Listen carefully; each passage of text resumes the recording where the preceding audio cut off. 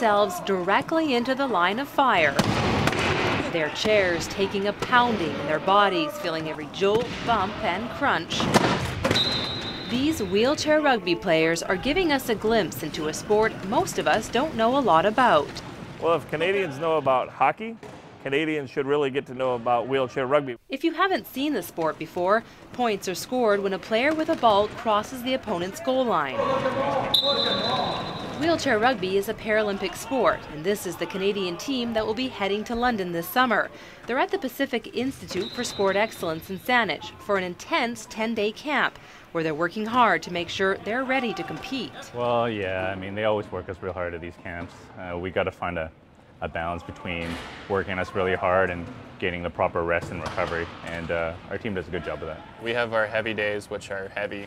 We all feel it the day, and the next day, and the day after, but it's a good kind of sore. Wheelchair rugby is like a combination of hockey, handball, and basketball played on a basketball court. The chairs have to be manual chairs, and the players have to have the ability to propel themselves around the court. Full function in my right side, but I've got some slight impairment in my left side, which allows me to play wheelchair rugby. If I didn't have any impairment in my left side, I would have to go play wheelchair basketball. And Ewanyshyn calls that a blessing in disguise. He says once you've had a taste of wheelchair rugby, it's hard not to get hooked. It's fast-paced and competitive, not to mention gritty and hard-hitting.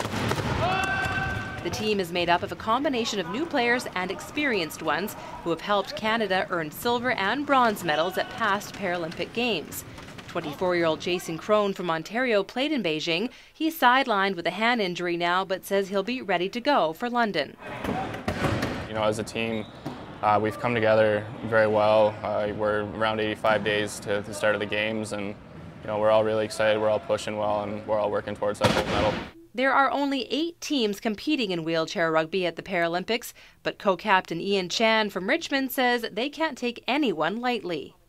Well, you know, we've always battled really hard with our rivals in the U.S. Australia has really developed into a powerhouse, but you can never count out any of the other top teams in the world right now, which could be Great Britain's playing really well, Japan, Sweden, even some dark horses like Belgium.